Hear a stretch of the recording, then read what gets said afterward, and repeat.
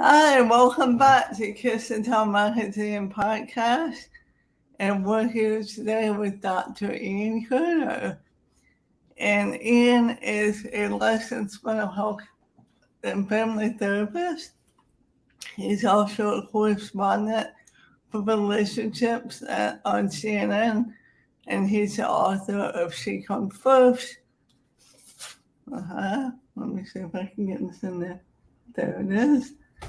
And he's also, his latest, most recent book is Tell Me About the Last Time You Had Sex.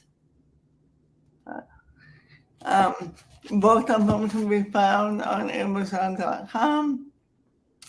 Welcome, Ian. Thank you for joining. My pleasure, Jenny. Nice to be here. Nice to see you. Yeah, nice to see you too. So let's talk about your book. When you came up to the idea of doing so tell me about last time you had sex. Oh well, that was a really natural transition from my work with patients, because when I'm seeing individuals or couples and I'm doing sex therapy work and I'm learning about the issue that they want to focus on, maybe it's desire discrepancy or a sexual function issue, I'll often ask the question, so tell me about the last time you had sex. I'm very interested in hearing about a sexual event in its entirety. Who initiated? How did sex get going? How did they build arousal? Did they build arousal with their bodies, with their minds? Who had orgasms? Who didn't have orgasms? What happened in the moments following sex? What's the connection between sexual events, what I call the erotic thread, or the space in between sexual events? And I ask all of these questions because I want to understand what a couple's sex script is. Like a movie, I want to know the beginning, middle, and end, and all the behaviors that they engaged in.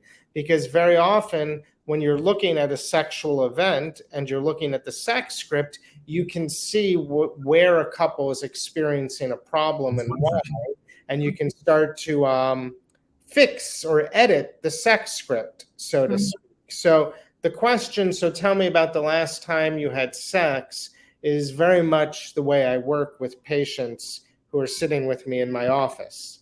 So how long does it usually take them to answer you? I mean, for example, I'm also a therapist too, on the same lines of you, but sometimes it might take more than one session, Oh, yeah. No, I mean, I tend to work in a solutions-oriented way, so I really like to help couples solve problems. So usually I'll see a couple every 2 to 3 weeks, and I'll meet with them for about 90 minutes. And I'll always give them homework that's addressing some aspect of the sex script itself.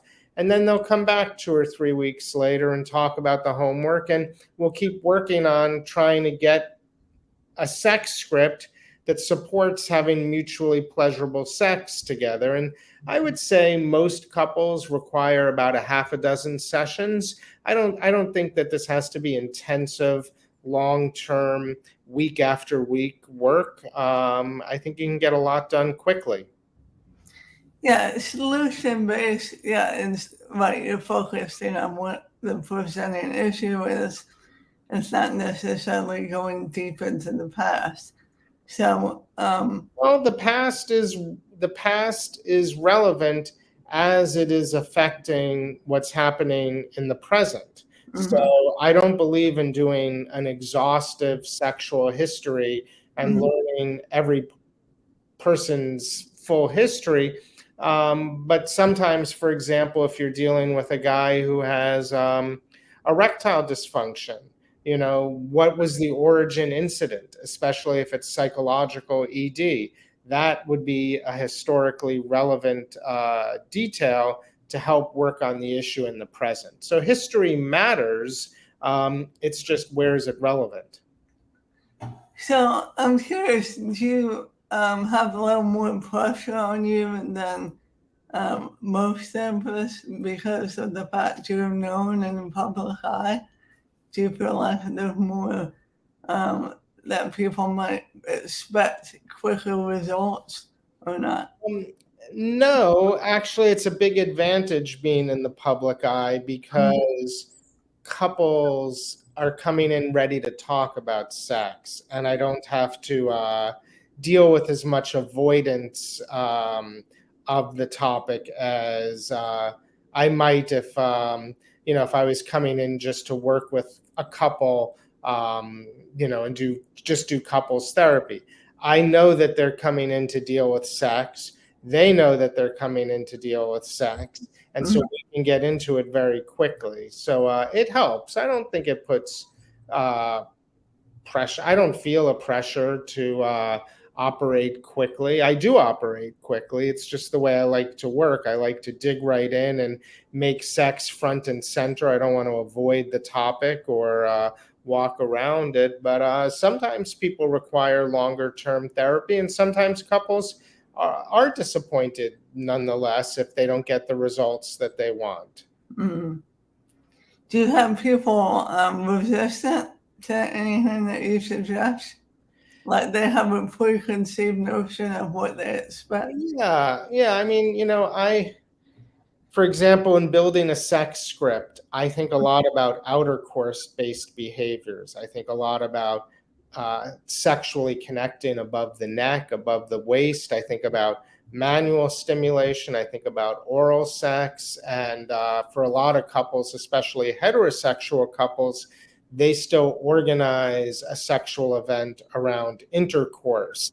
And so sometimes I'll really talk about the importance of building an outer course based sex script as a legitimate path to pleasure. And, sometimes an individual or a couple will take issue with that. They only want to see sex through the lens of intercourse, and that can be limiting. Yeah, they only see it from penetration purposes. Correct. So, do you think that people are a little bit more broad in their definition, or are they still a little bit narrow-minded as far as what sex is or isn't? Well, it also depends on who you're talking about. For example, there was a study of gay and bisexual men about their last sexual event, and I think it was about 25,000 men were interviewed about the last time they had sex, gay and bisexual men, and only 35% of those 25,000 engaged in intercourse. So 65% were already building outer course based sex scripts. So I think it has a lot to do with who you're talking to. I think heterosexual couples, cisgendered heterosexual couples, tend to be among the most rigid in terms of believing that intercourse is the centerpiece of a sexual event. But even amongst heterosexual couples, I see flexibility.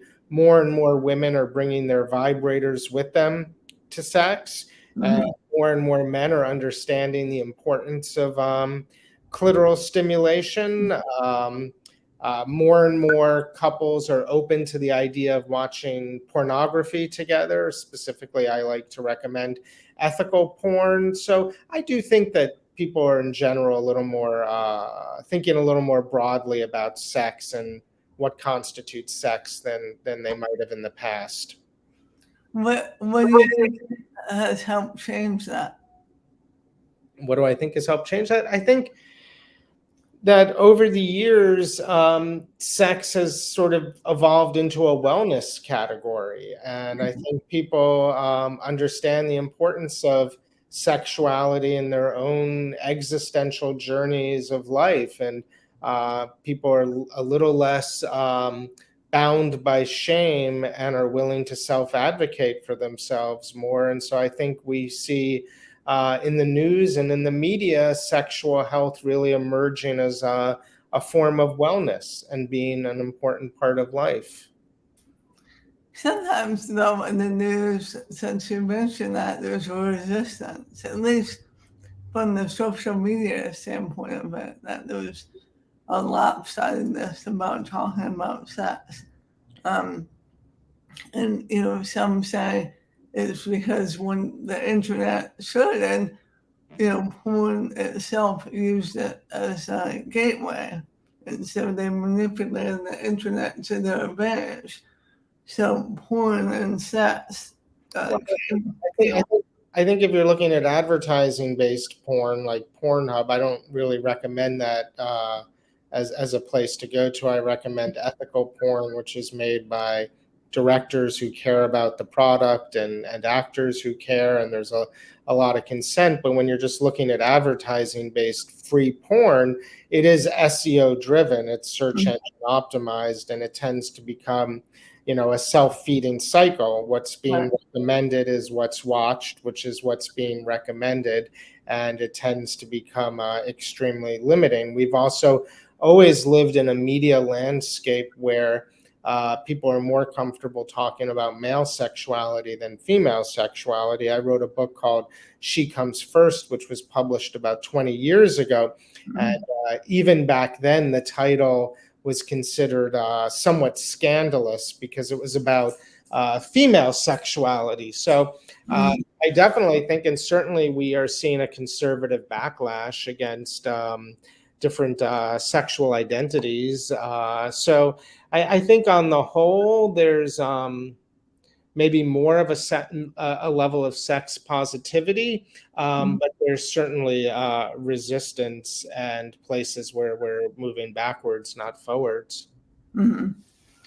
Yeah, and to me, listen, my impression of that is it still comes down to female sexuality, the female body parts and the male body parts. There's still an unevenness, you can, similar to the pay gap, I mean, between, men and women. And that gap continues, your book, She Comes First, in my opinion, did a nice job at focusing on women and how much it actually helps the sexual connection by doing so. But there's still, even though that book was about 20 years ago, today in 2023, there's still resistance to celebrating the clitoris, Yeah, I mean, I think when you look at how male sexuality is discussed, it's usually within a pretty narrow dimension. We're usually talking about problems like erectile dysfunction that can be medicalized. And so, look, we live in a capitalist society. And so, the pharmaceutical industry is heavily invested in some aspects of male sexuality. So those are going to end up getting talked about more, which is just, it's unfortunate. It's just a function of, the capitalistic society. And, it's true that we don't have comprehensive sex education in school. So young people are kind of compelled to turn to porn. So there's definitely a lot of gaps in the national conversation around sex. But, in my small neck of the woods as a sex therapist here in New York City, I'm generally finding that couples are more broad-minded and egalitarian and progressive. Mm-hmm. Yeah, good point. It does depend on where you live. I mean, I'm in the state of Florida, so we could talk the rest of the podcast about that difference between New York City and Florida and the issues that this state is having, especially when it comes to teaching sexual health. So, and in my opinion, that continues to shame, by us not being willing to discuss it. And therefore, if you don't discuss it, most people equate that to there must be something wrong if we can't talk about it. So. Yeah, I think that's true. I think that's why sex therapy can be so effective so quickly, because once you create a space where people can start talking about sex, they get very good at talking about it, and people can very often start to really just fix their own problems and work on having better sex simply by talking to each other. It's amazing how many couples never talk about sex and somehow expect to not have sexual issues. Mhm. So the communication is an essential part. Yeah, it is. I mean, people ask me what's the number one issue, and for couples, and I say it's communication, because that's another thing. Who teaches you? Not only are we not taught sexual health, but who truly teaches you how to communicate? How to own your feelings.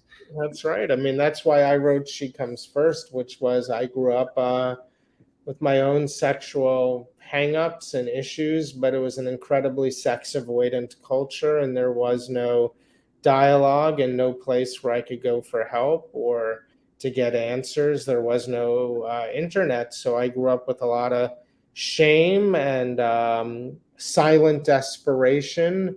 And I know what a relief it can be to connect and to get good, accurate information and good care.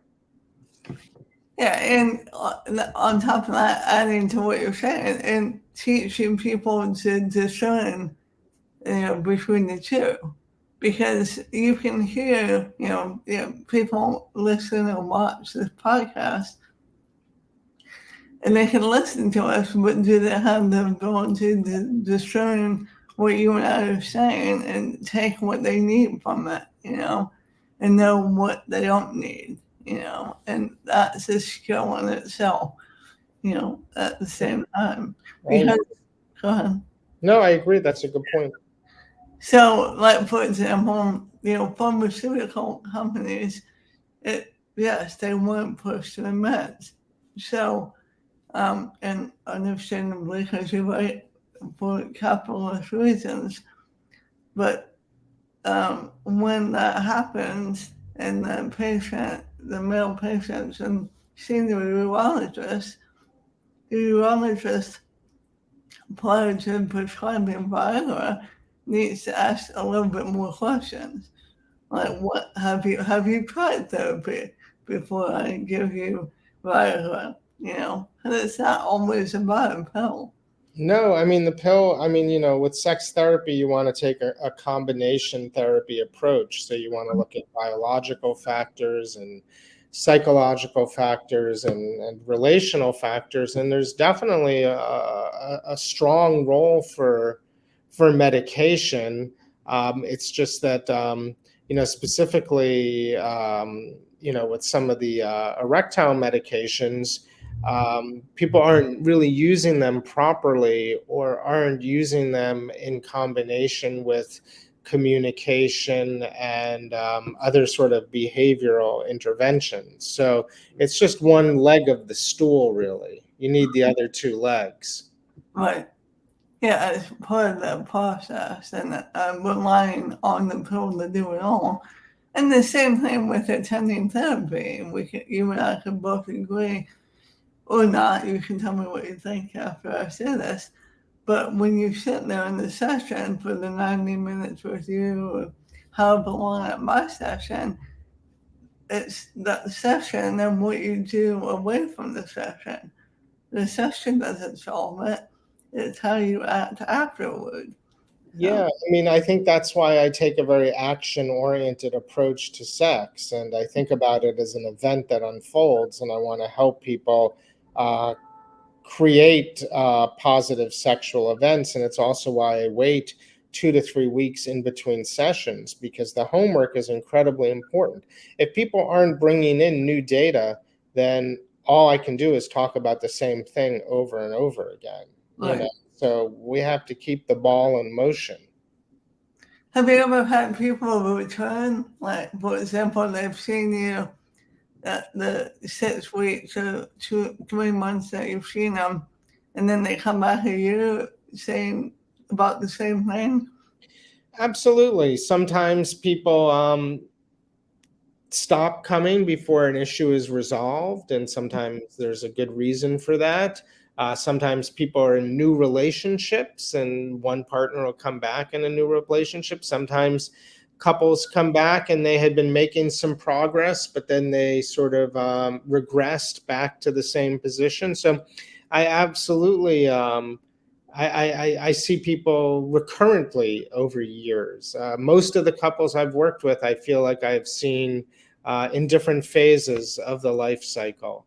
Uh, Mm. I've watched couples grow up and have kids and come back with new issues together. So yeah, a lot of familiar faces.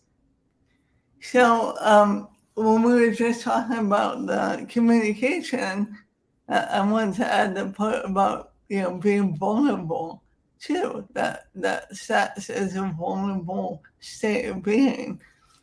So is communication, so that's another thing I'm teaching people. That's okay to be vulnerable. Yeah, what's your definition of vulnerability when it comes to sex? Uh, not it's sharing a part that I've never shared with anybody. Okay. So, whether it be some type of fantasy or something like that, that for Okay. me, uh, Sharing some aspect of your sexuality that you hadn't shared. I also find that when couples are communicating about sex, they can sometimes become defensive and lose track of the vulnerable emotions that are underneath. mm, You can say, "We never have sex," or "You're this is a sexless relationship," or "You're not a sexual person." And underneath that, what you might be feeling is, "Hey, I feel lonely. I feel neglected. I feel mm, rejected."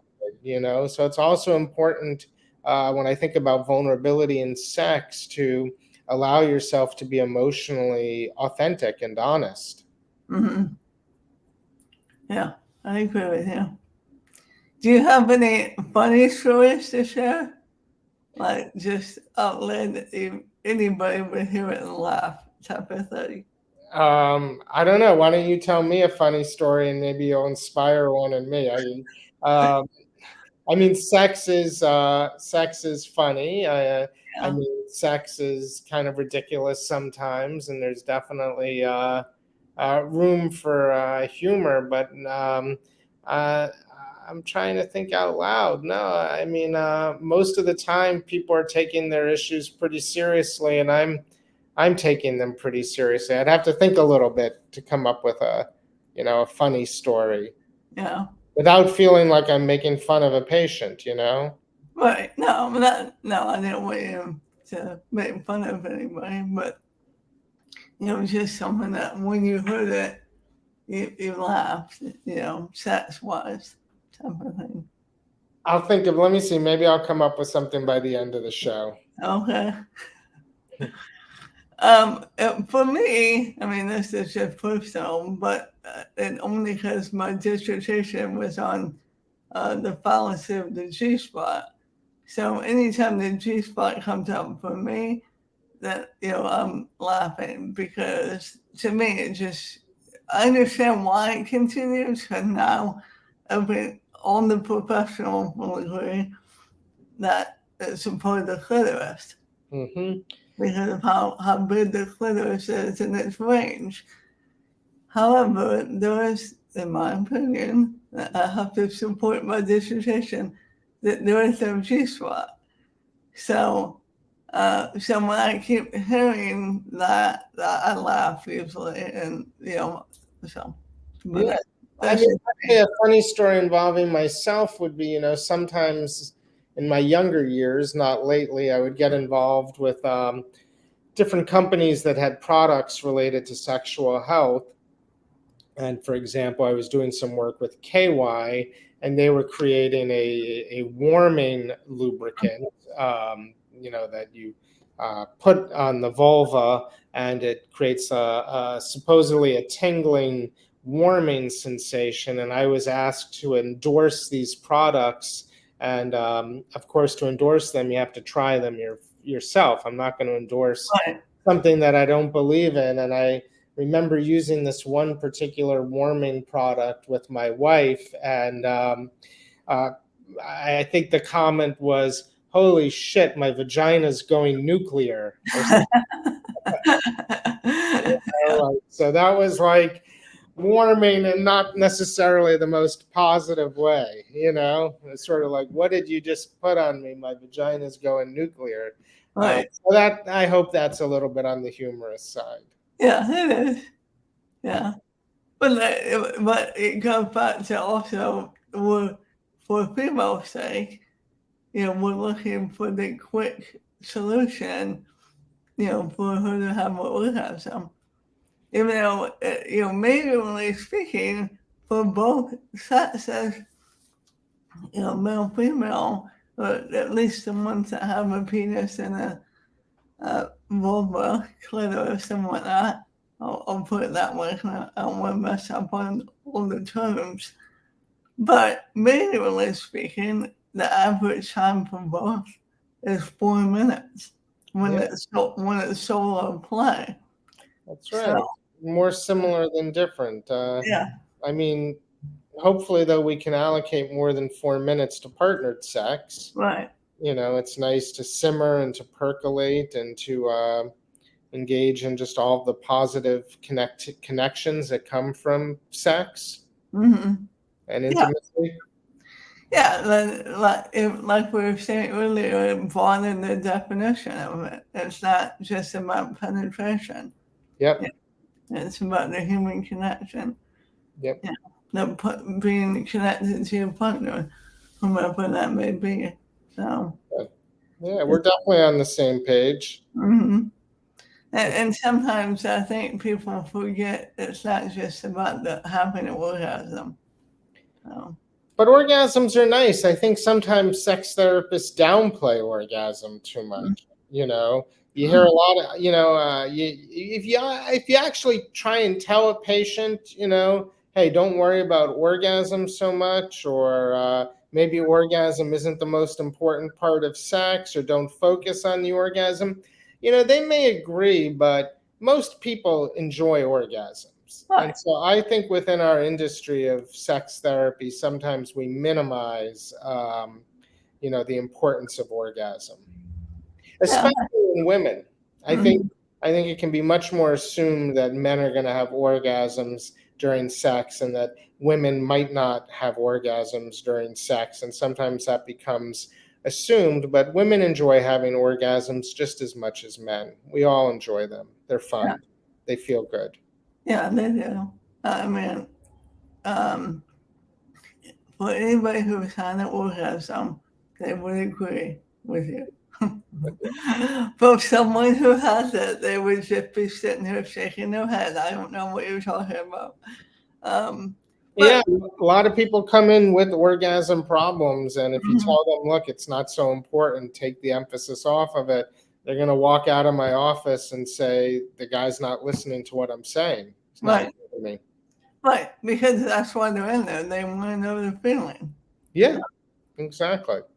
Giving themselves permission to. So. Yeah. Well, thank you, Ian, for being here and being the guest for Kiss and Tell Magazine's podcast. I appreciate it.